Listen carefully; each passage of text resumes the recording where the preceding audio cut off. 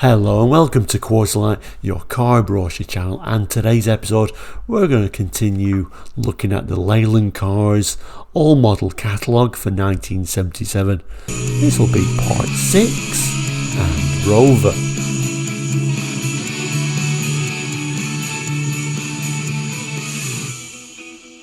Hello and welcome back. If you're new to Quarterlight, we're a car brochure channel here on YouTube looking at car brochures from around the world for the 60s, 70s, 80s and 90s and sometimes beyond that as well. So if you're interested in cars, car knowledge, looking back at cars and of course car brochures, please consider subscribing. It is completely free, helps me build the channel to give you body content and also helps you find the videos that you want to see. Anyway, back to today's episode. This is actually part 6 of this Leyland Cars catalogue for 1977. So if you've not seen the previous episodes, don't worry. It really doesn't matter too much what order you watch these videos in. And I'll put a little bit of a link at the end to the full catalogue at the end. And obviously when I've done all the episodes, they'll all be in one place so they're easy to find. Anyway, I'm waffling a bit. We're up to Rover. So last week we looked at Triumph and now we're up to Rover, so it makes sense to be going up the range, a bit more luxury. So let's put the brochure on the stand there and have a look at today's brochure. So yes, amazingly we're up to part 6 of this amazing Leyland Cars all model catalogue. Like I said, last week we looked at the Triumph, so the section was Triumph. Under the Triumph we got the Triumph Dolomite, the Triumph Spitfire and the Triumph TR7. Sadly no Triumph Stag, surprisingly, but this particular brochure is dated September 1977 and the Stag production actually ended in June 77, so by the time this particular brochure came out, production had actually ended. May possibly been the odd new one that had not actually been registered yet. Of course, by this stage, I'm sure there were still a few brand new ones you could actually pick up. But weirdly, if we zoom in on the front cover, even though production has ended for the Stag, there's no mention of the Stag in this brochure because the brochure comes out after production's ended. They've still got a picture of a Stag on the front cover. Very, very strange, but typical Leyland, isn't it? Forgetting to take that Stag off there. Anyway, today is Rover, so let's move on to that section. So when we turn to the Rover section, we're greeted by these images of the Rover SD1s. And I guess what's a little bit different is that a lot of the cars we've seen in this British Leyland Leyland Cars all model catalogue is, well, they've been pretty old-fashioned designs coming to the end of their life, even though they're struggling on for a few more years. They're certainly very elderly designs. This particular model, the Series 1 SD1, it was actually launched in June 76. Like I say, a reminder, this is September 77, this particular brochure, so relatively new models here. And of course, it was launched just with the V8 engined Rover 3500. The 6-cylinder models arrived in November 77, but even though that's a little bit after this brochure, obviously they know that they're arriving, so they're in this brochure as well. So they're sort of, the 6-cylinders are really brand new cars at this stage. This section has not only got these SD1s, it's also got the Range Rover in this section as well. Anyway, let's have a look at a little bit of the section, talk about Rover on a whole, and then we'll look at these images and move on to looking at the SD1 in a little bit more detail. So remarkably at the top there is saying Rover, today's quality car for tomorrow. The Rover's name has always been associated with quality, prestige and sound engineering, and also with technical innovation and enduring appeal. The latest offerings from Rover continue to fulfill this role and are leaders in their own segments of the motoring market. The world-renowned Range Rover has been described as the most important four-wheel drive vehicle to appear since the Land Rover, yet it offers high road performance and saloon car comfort, besides its remarkable cross-country abilities. The Rover 3500 has shown itself to be a worthy successor to the marque's previous luxury saloons, the leader in its class and in great demand. Now this award-winning car has been joined by the new Rover 2300 and Rover 2600, two models which will make the pleasures and privileges of Rover motoring available to more people than ever before. Here are the vehicles with all their traditional Rover qualities and with the backing of British Leyland's engineering and production expertise. Rover will continue to produce the kind of motor car expected of them. And there is the lineup now, so the 2300, 2600 and 3500. Certainly the newest range in this brochure. And of course, by 1977 it was actually Car of the Year. Anyway, let's go on to the next page where we'll see better images. So as we turn to the first page, we're greeted with the flagship model, the Rover 3500. Notice it doesn't say SD1 anywhere. SD1 was the code name for it when it was being developed. And at this stage, I don't believe SD1 was the production name. I think that came a little bit later, but I'm sure somebody will be correcting me that if that is not the case, but that's how I understand it. So anyway, the Rover 3500, the top of the range one, the big V8 model. Let's have a look at some of the text and we'll look at some of these lovely images. Obviously Leyland Cars, British Leyland, are very proud of this particular model at this time. It's a double page spread just for this one version and a big write-up as well. It tells us the classic Rover virtues are built into a highly styled 5-body car, which gives exceptional versatility from a 5-seater saloon to a luxury estate by utilising the fold-down rear seat, hatchback, 5th door and removable boot floorboards.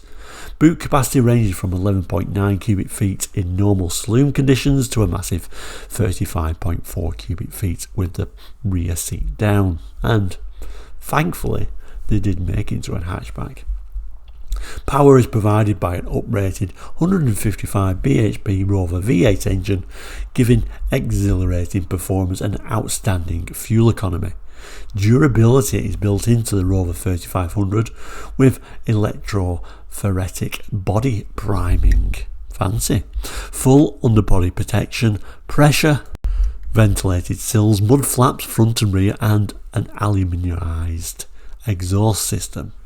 So they tried, but whatever they did didn't really work because it was a bit of a rusty car, wasn't it, from the start? I don't think it was a car renowned for resisting rust, unfortunately.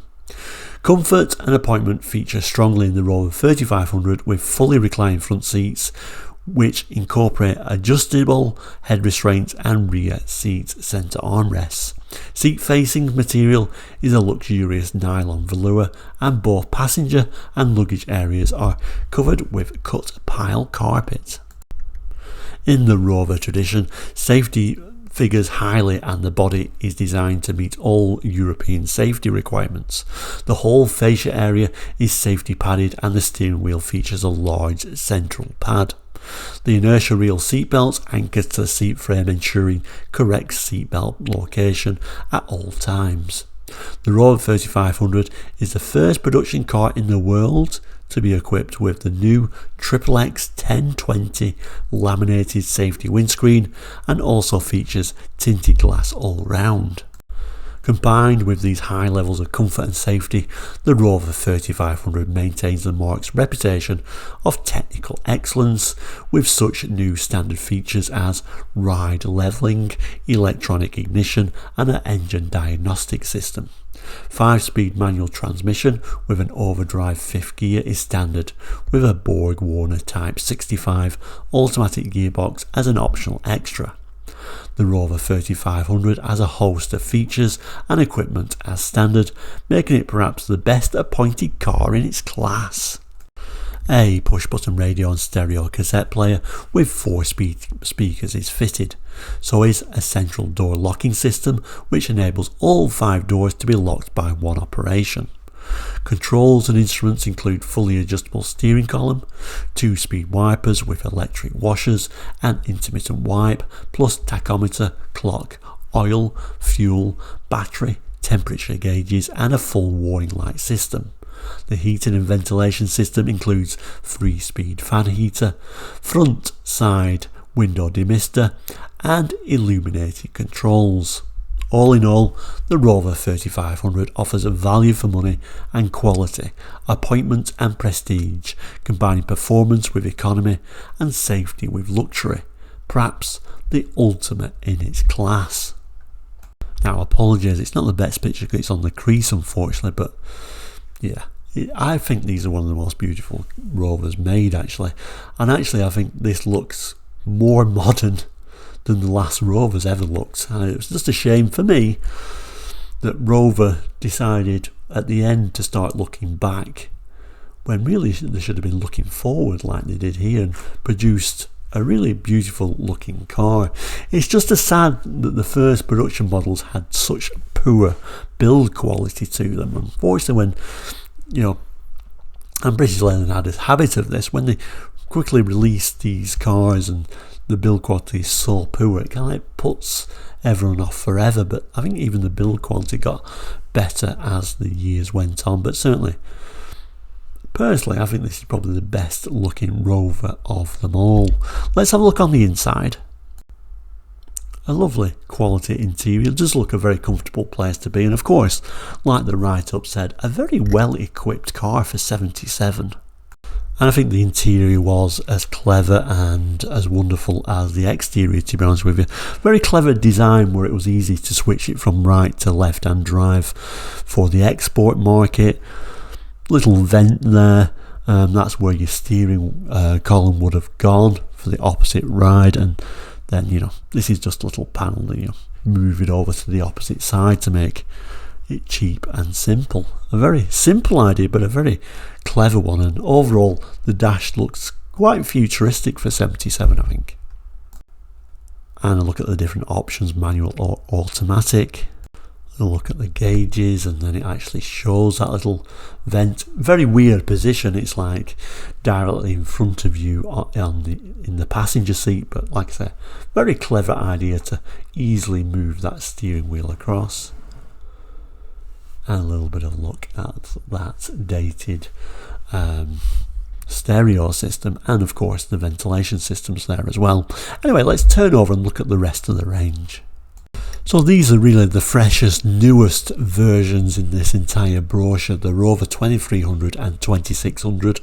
The 6-cylinder models have now joined the V8 to give more options. No 4-cylinder though.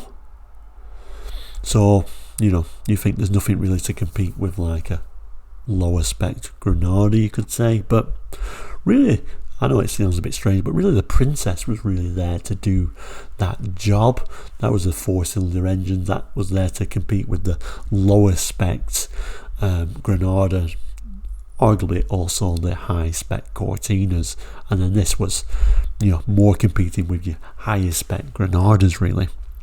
Anyway, let's have a look at the text, then we'll look at these really wonderful images. So the Rover 2300 and 2600 are equipped with a totally new engine, meticulously designed to create a stimulating performance without any loss of fuel economy. It is a refined, fully tested 6-cylinder inline power unit that gives you both a faster and smoother performance than many of its competition, some of which having only 4-cylinder units. It also has the tractability that copes with traffic and town use. The new engine has an overhead camshaft driven by a toothed belt, an aluminium alloy crossflow, cylinder head and twin carburetors. A diagnostic point is fitted for quick, accurate servicing. The 2300 engine develops 123 bhp at 5,000 revs per minute, while the 2600 power unit is essentially the same high efficiency layout as used for the 2300, developing a maximum 136 bhp at 5,000 revs per minute. The difference is in the stroke of the crankshaft, the piston specification and the tuning of the twin carburetors. So, apologies, it is a bit on the crease here, but it says standard fitted requirements on the Rover 2300 include pressure ventilated body sills, full underbody protection, stainless steel bumpers, aluminized exhaust system, XXX 1020 safety laminated windscreen, reclined front seats, head restraints, rear centre armrests, CO1 velour upholstery with sewn pleats, cut pile carpeting, integral inertia reel seat belts, high intensity rear fog lamps, reversing lamps, cigar lighter and clock, diagnostic servicing points, push button radio with twin speakers and aerial, dual braking circuit with automatic pressure limited valve, 4-speed manual transmission, 3-speed heating and ventilation blower, front side window demisting, internally adjustable driver's mirror, caviar fascia and minor trim, trimmed steering wheel, adjustable for rake and reach, in addition to the refinements fitted as standard to the Rover 2300 that Rover 2600 offers. Box pleated CO1 velour covered seats with colour matching fascia and trim, carpeted luggage area, intermittent screen wipe facility, halogen headlamps, door open guard lights, tachometer, oil pressure gauge, bulb failure warning lights, illuminated heater controls, 5-speed manual gearbox, self-leveling suspension resulting in automatic headlamp leveling, steel braced radial tyres, passenger door mirror, map and glove box lamps. So for 77 actually there's still pretty good specifications even on that 2300. But I think the 2600 was probably the one to go for, really well equipped, and of course you get that 5-speed gearbox again, pretty much ahead of the curve there. And the design is absolutely fantastic, particularly when you look at it in like a yellow. You almost think Ferrari. I mean, it's just an amazing looking car. It's just a shame they didn't get that build quality right from the start. Otherwise I think this would have been a car to take on the world.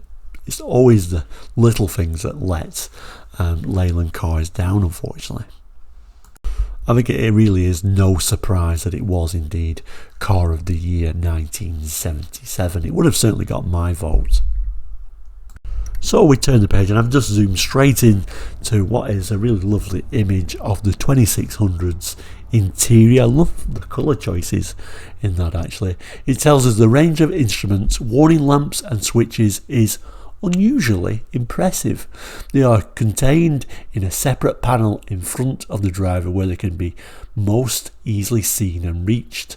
Control stalks mounted either side of the steering column gives instant fingertip operation of windscreen wipers washers. The powerful halogen headlamps, horns and direction indicators. It says in the centre picture, which is this sort of centre image seen here, it says front seats are fully reclining and incorporate built-in head restraints which can be adjusted to obtain the most suitable height. Driver convenience and control is provided by a steering wheel adjustment both vertically and axially to suit individual preference. We then get an image of the trunk area with the hatch lifted up. We can see it's quite a high sill though to lift things in, and it's not a split fold rear seat, which is surprising actually. And it just gives you some options where it says there's 3 different ways you can have that boot section as a normal boot with the parcel shelf in place, of course, and it starts talking about an unusual moving the spur wheel about. It says as a deeper boot when the panels of the spur wheel can be removed, the spur wheel can be positioned flat on the boot floor or at the side, although there's this other option but with the absence altogether, so no spur wheel I guess, when equipped with the Dunlop De Nova wheel tyre option. And then finally it just tells you, you can fold that rear seat down.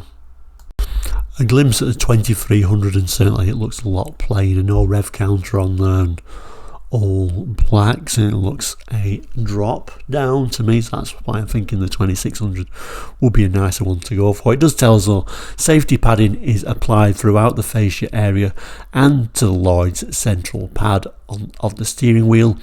Include among the many features are the wide fascia parcel shelf, twin lockable glove compartments, a push button radio and twin speakers, and a driver's door mirror which is adjustable from inside the car. And then we get a nice little centre sort of image there. The heating and ventilation system is to a high standard of efficiency. Face level vents are incorporated in the fascia design, and vents for heating. The front and rear compartments are set into the transmission tunnel. Rear extractor vents maintain a through flow of air. In heavy traffic, the controls can be set to exclude exterior fumes. When set to maximum speed, the booster fan is capable of changing the air inside the car every 18.5 seconds. Unusual stats there that nobody ever needed to know. And then the far right, the comfortable rear seating is upholstered in velour with sawn pleats and elegantly formed and shaped to give correct body support. 3 people may be accommodated when the centre armrest is folded away. So even on the base model we still get that centre armrest. And then we get to the Range Rover, and actually my favourite Range Rover, these early ones. They then became the Range Rover Classic. The term came out later on, but these are the original Range Rovers, first produced in 1970. So I guess the design is certainly well known by this stage, but of course a lot longer in production than that, and certainly it was a well sold car worldwide. Sold by Leyland Cars between 1970 and 78, so it is becoming to the end of that production, because in 78 it was manufactured under Land Rover Limited all the way till 1996, amazingly. But like I say, these very early 3-door versions are by far my favourite, and I think they're becoming quite collectible now. At one time you could pick them up for next to nothing. Anyway, let's have a look at some of the text. Hello Range Rover, permanent 4-wheel drive, high and low ratio gear ranges, long travel coil sprung suspension and special ride levelling unit, powerful V8 engine and Land Rover type chassis, all combined to give the Range Rover a cross-country mobility that really does need experiencing to be believed.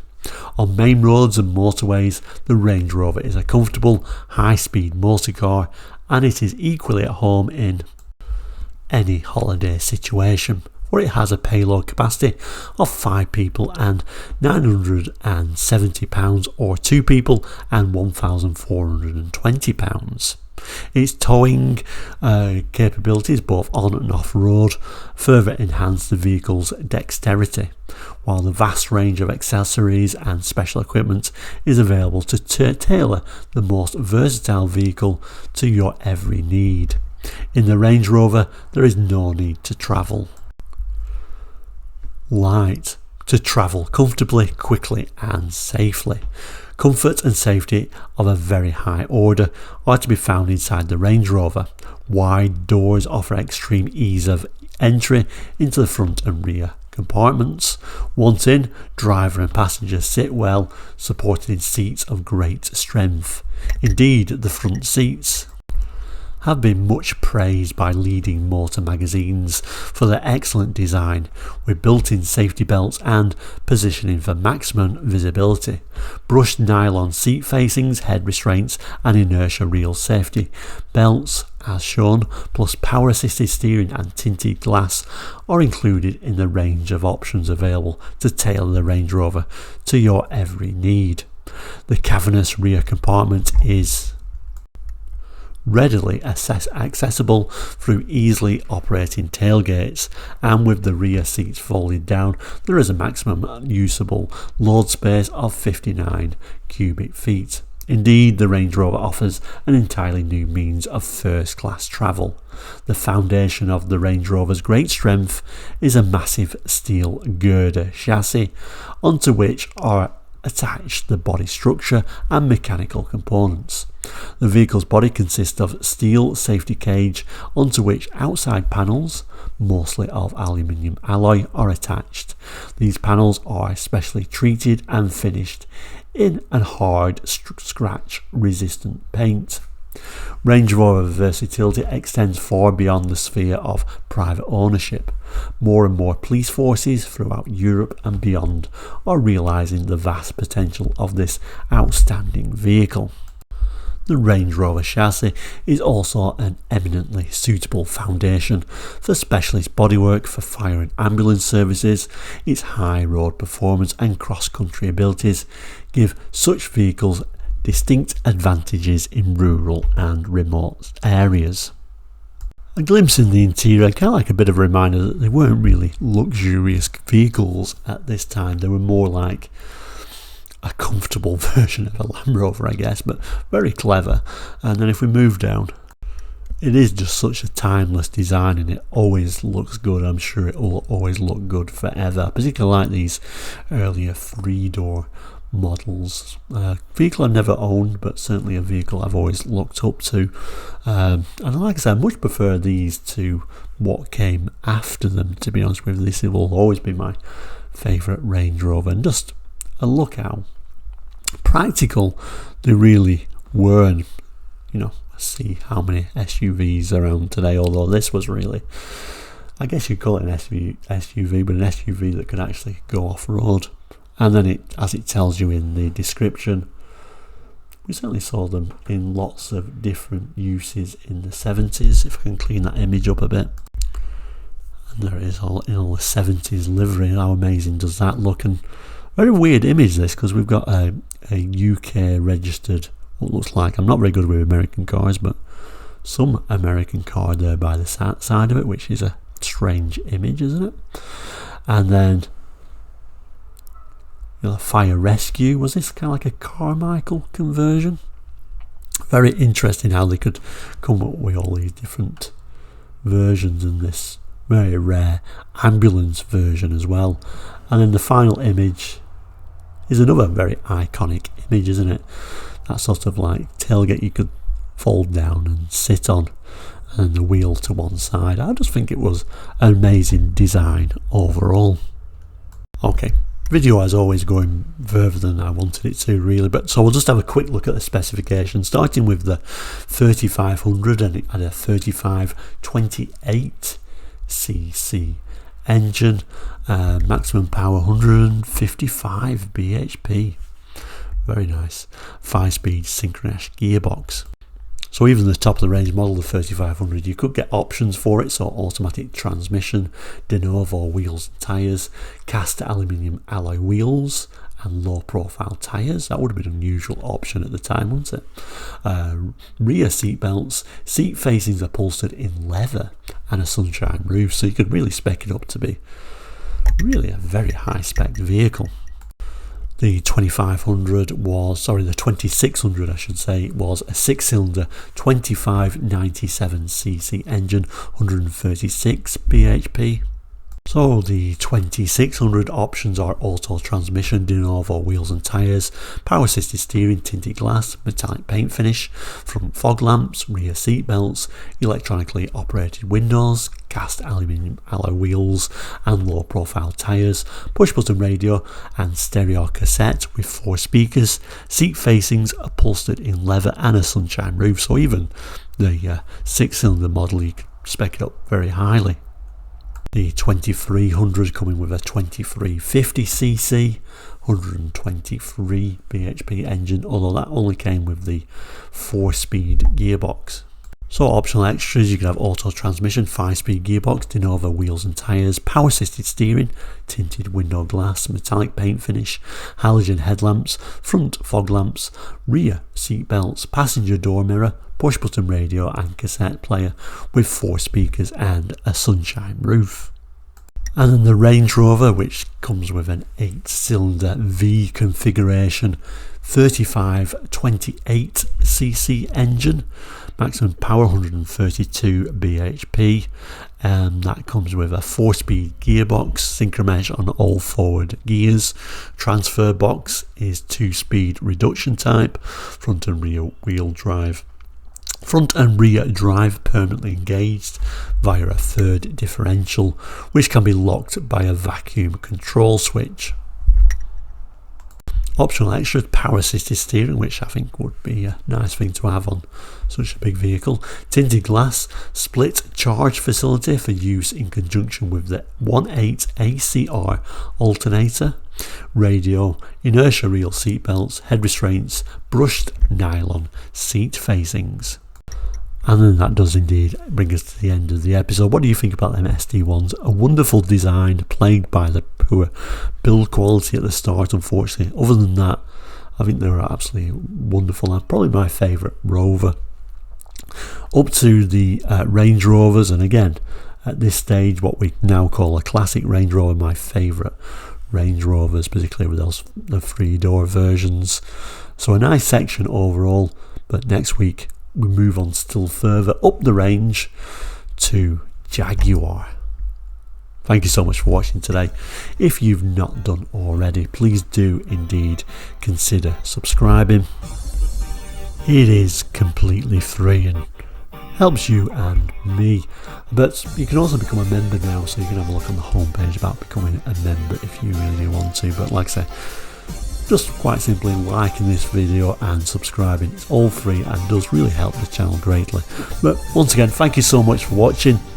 I've added a little bit of a link to the rest of the episodes in this series for the Leyland Cars catalogue 1977. Thank you so much. Take care and goodbye.